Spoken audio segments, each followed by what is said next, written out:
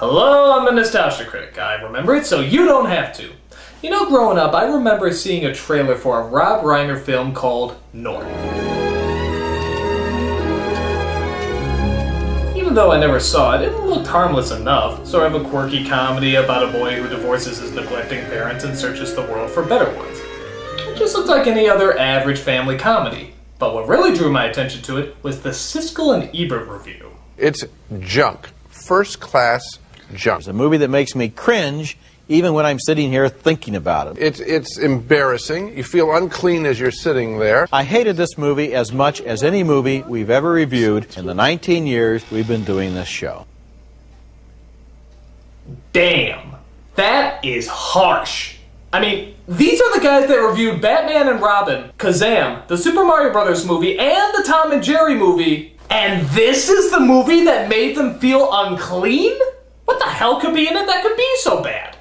Come on, kids, let's find out! Yay! Okay, so it starts out with North, played by Elijah Wood, as he listens to his parents argue, who are, oddly enough, played by Jason Alexander and Julia Louis-Dreyfus. And I was inspecting pants before you even started wearing them. Stop over in Atlanta. Like that would I forgot more about belt loops than you'll ever know. You're killing independent Georgia Lane!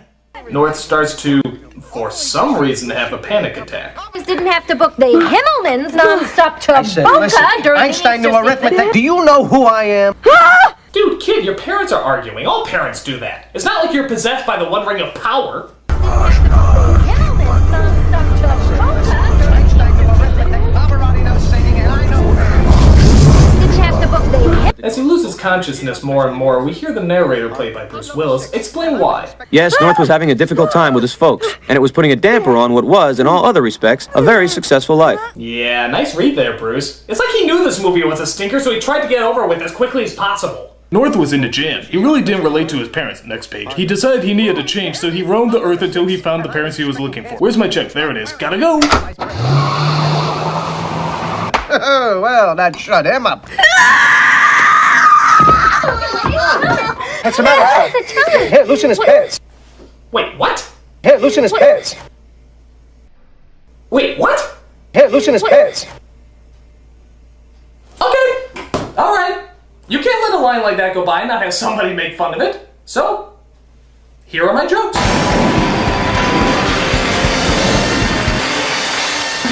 Number 10. Loosen his pants. Or take his shirt off. Either way, I'm getting the show. Number 9. Loosen his pants. I hate it when I have to direct the strippers. Number 8. Loosen his pants. Damn it, man, I'm a doctor, not a pedophile. Number 7. Loosen his pants. Isn't that the slogan for Nambla? Number 6. Loosen his pants. But just skip over the turning your head and coughing. Number 5. Loosen his pants. I always forgive we circumcised him. Number 4. Loosen his pants. Now we're going to see why his last name is Wood. Number 3. Loosen his pants. Elaine wants to see if he's truly sponge-worthy. Number 2. Loosen his pants. You know, when you said we were having the other white meat, this isn't what I had in mind. And the number 1 joke to be made about this scene is... Loosen his pants. If anyone asks, Art Vandelay did it. Play me off, Paul!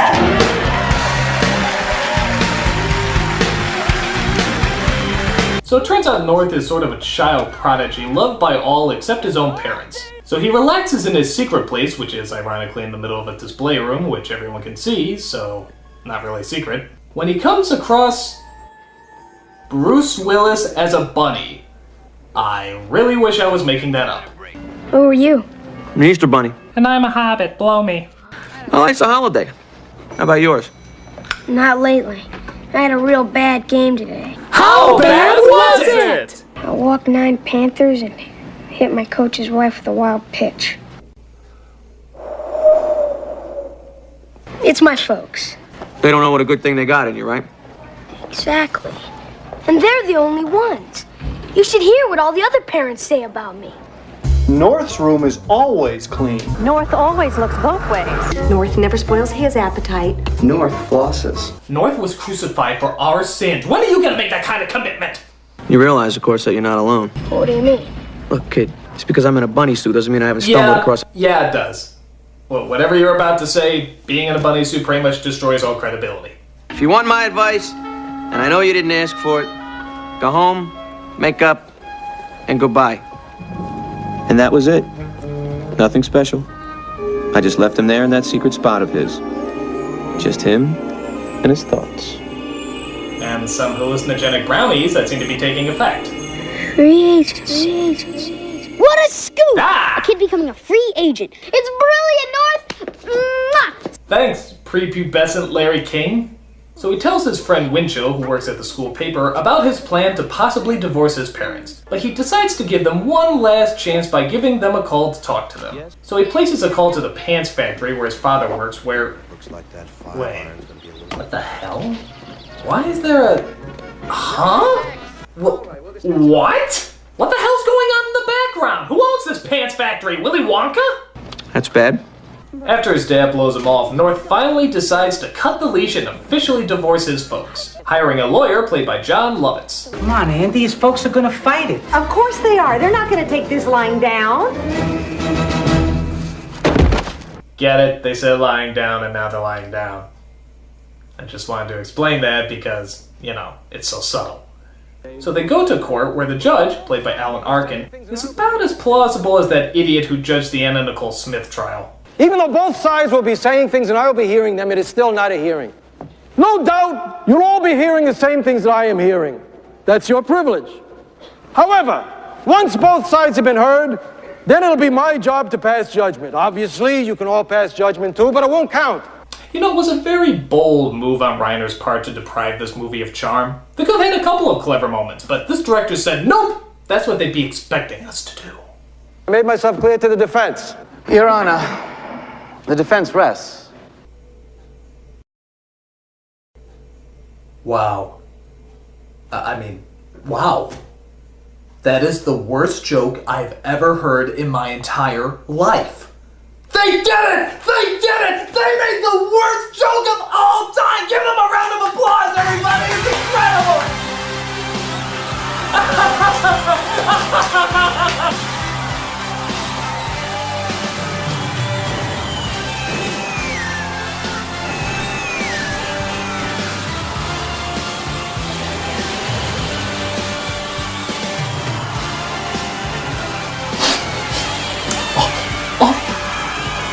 So, North has the summer to find his new parents or they'll apparently put him in an orphanage. And if any of you has ever seen The Little Rascals, you know that's no day at the beach. I like to judge things by 1920s comedies, you know, instead of those useless facts or statistics.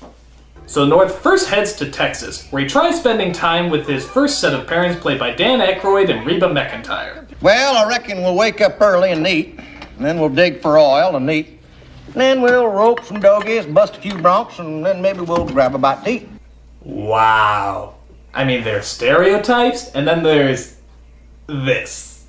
I mean, this isn't even how people in Texas dress. This isn't even how cowboys dress. This is like how ice skaters dressing up like cowboys dress. Sorry. So North notices that his new folks really want to fatten him up. But why? Then you'll be like Buck. Who? Our first son, biggest boy this big state's ever seen. Why, he could eat more in one day than anyone else could eat in a whole month. That's why Buck hated February. Where is Buck? He died in a stampede. Oh, I'm so sorry. Well, needless to say, it was a mighty big loss. Did I miss something here? I mean, what was the point of that conversation? Was something funny said? They have a son, the son dies, so what? They have a son, the son is fat, he dies in a stampede, so where's the humor? In fact, I'm gonna play a little game with you. It's a wonderful game to play with a lot of really bad movies, and it's simply called Spot the Joke. All right, listen closely. There has to be some humor in here somewhere. He could eat more in one day than anyone else could eat in a whole month. No, nothing funny yet. That's why Buck hated February. Not even a giggle. He died in a stampede. I'm so sorry. Needless to say, it was a mighty big loss. Oh, wait a minute! Big loss! Because he's fat!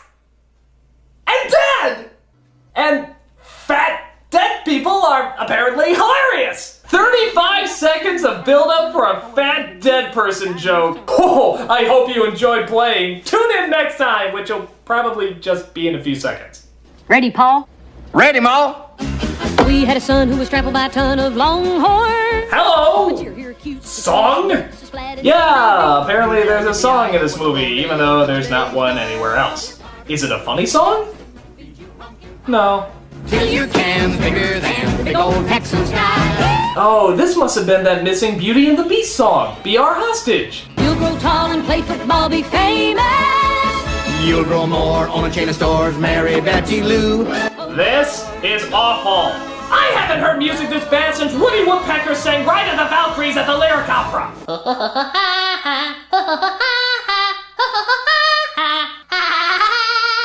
North, north, roll north. Another rib, son? No, but a legitimate joke would be nice.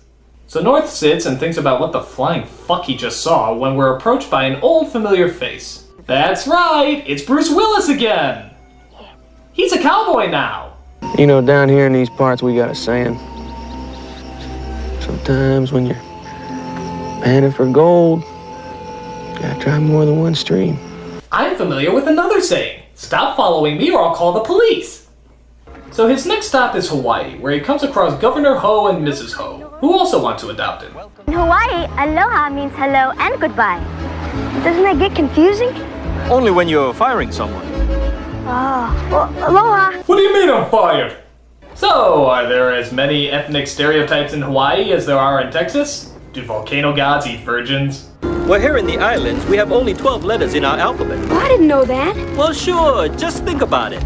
Waikiki, Honolulu. Well, that's very interesting, but how does that help me get into college? Well, since we don't use the letters B, C, D, and F, you're pretty much guaranteed to get straight A's. Good gravy, the jokes on Happy Meals are funnier than this. But North is also wondering why the governor and his wife want to adopt him in the first place. Hawaii is a lush and fertile land. In fact, there's only one barren area on all of our islands. Unfortunately, it's Mrs. Ho. That's the worst thing ever uttered by humans. This movie is pure evil.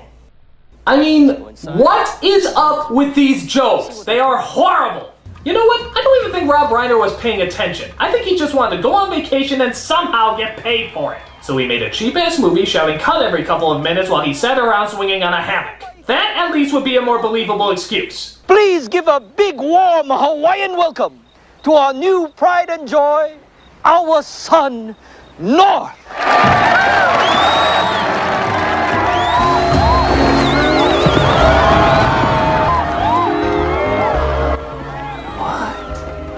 What is that?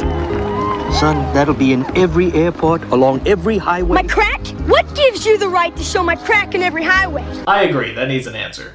I'm the governor of a state that's running a little low on self-esteem. He's right. People from the mainland just don't care about Hawaii. Excuse me, but what does this have to do with my crack? Again, a legit point.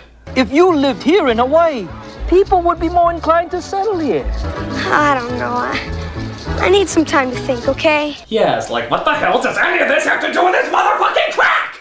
How would that promote tourism? It's disgusting! Whenever people visit Hawaii, they want them to think of pale boy butt? What is this movie's fascination with Elijah Wood's nether regions?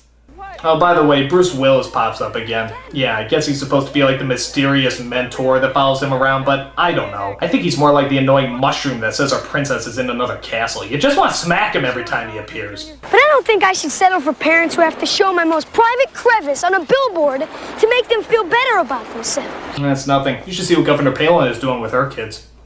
And speaking of Alaska, that's where North is off to next, where the plane lands on the ground and... Wait, what? 1991, what's your speed?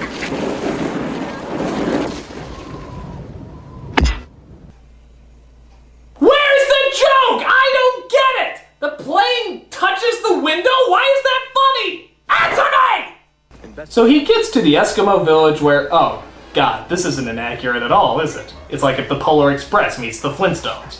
I'll give the film credit, though. At least they did get Native American Graham Greene to play an Eskimo here. I mean, it's not like they got Kathy Bates, spray-painted her face and slapped on a black wig like a minstrel show. No! No! You go back to your own movie until you learn something about being racially sensitive.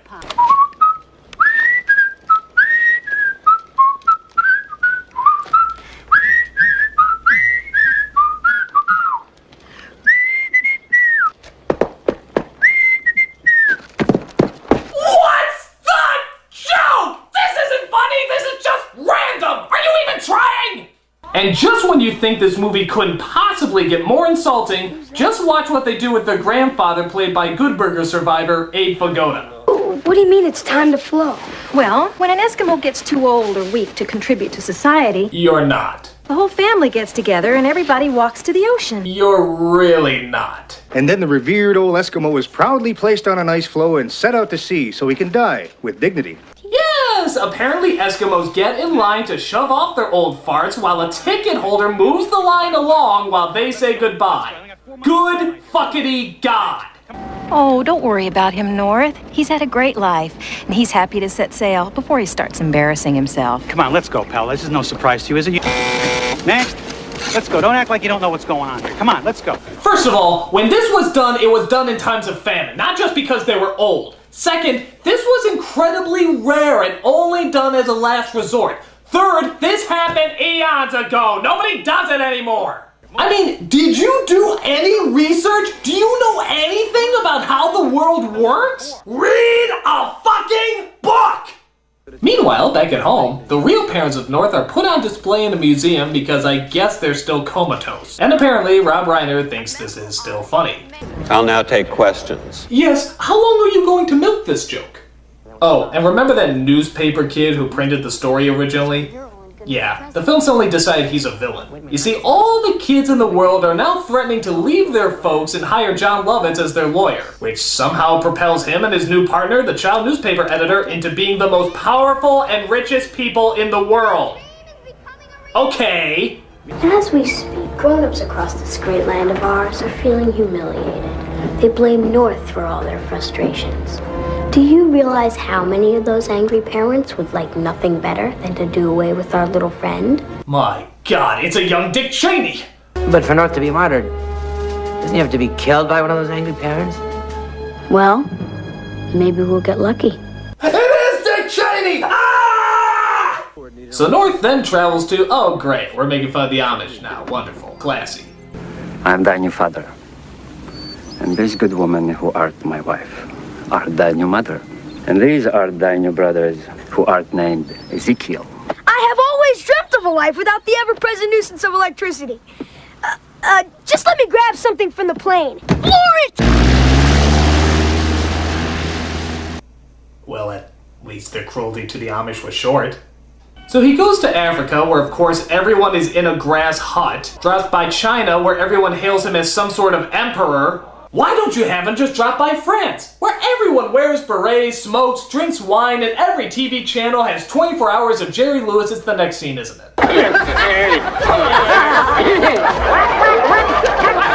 You are scum!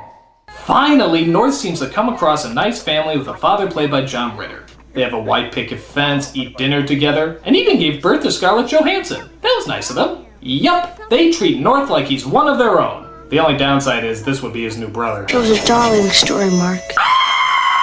So while his new family seems downright perfect, North, for some reason, still isn't satisfied. North, we just don't understand why you're leaving. Neither do I. The script forgot to give me a reason, so... bye. Just gotta be alone. We're going to miss you too. And so will Oliver. Thank you. And I look forward to seeing your ass at Lost in Translation. It's gonna look great. So he walks back to New York, uncertain of what he's gonna do, when he suddenly bumps into... He sits down next to a very beautiful young lady. Shh! If you walk by quietly, maybe he won't notice you. Son of a bitch. Joey Fingers, nice to see you. And you are? North. Always been one of my favorite directions. Huh. This film is so bad you'd think they would have used that joke earlier. But nope, they were saving it. So North wonders what he's gonna do when the mythical powers of Willis's wisdom finally puts everything into perspective. You realize something that takes most people a whole lifetime to figure out. And some people never figure it out at all. That a bird in the hand is always greener than the grass under the other guy's bushes. I hate you. So Willis drops him off at the airport so North can meet up with his folks, who I guess finally snapped out of their coma. And remember, kid, if you can't stand the heat, stay out of Miami. Well, what does that metaphor mean? What metaphor? You ever been down there in August? Your balls stick to your leg like crazy glue. You know, for kids! Where do you think you're going? I'm going home. Not on this plane, you're not. Why not? It says here you're dead. But I'm not. How can I be sure? I'm standing here talking to you. I know, and that scares me. And since I don't scare you... And one uninspired comedy routine later. What's he doing here? He's trying to get back to his old parent. It'll ruin everything. Let's get him! So the kids chase him down when suddenly... Okay, wait a minute. That was 2 minutes without a Willis cameo. That's not even enough time to change costumes. What are you? Some kind of guardian angel? Well, I guess you can say that. Because in a manner of speaking, we at Federal Express feel that we are guardians.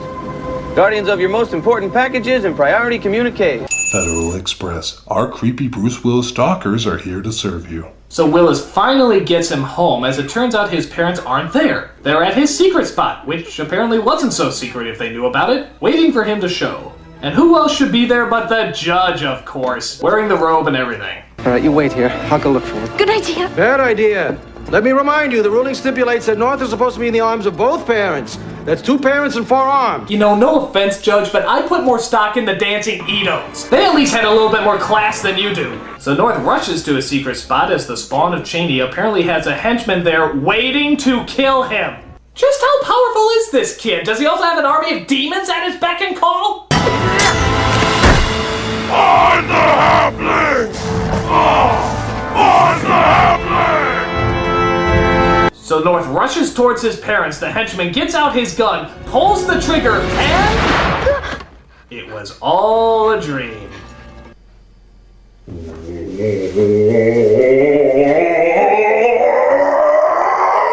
What? You actually went to the lowest common denominator and made it all a dream? You ass of shit! You still here? Must have fallen asleep. Come on. I'll give you a ride home. Yeah, along with all the other great lessons of this movie, take rides from strangers, especially if they dress up like the Easter Bunny. That's a good idea. Thanks a lot, mister. Don't mention it, kid. And remember, be it ever so humble, there's no place like home.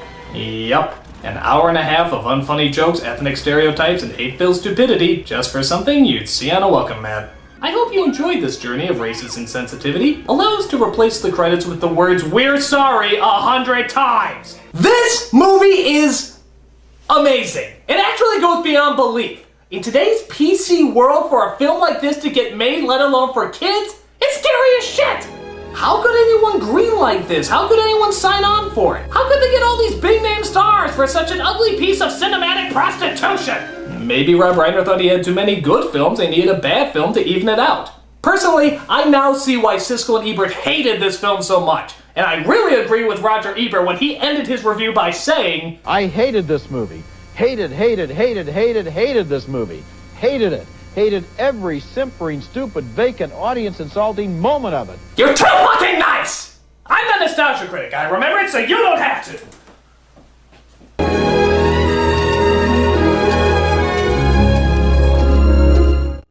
Hated it.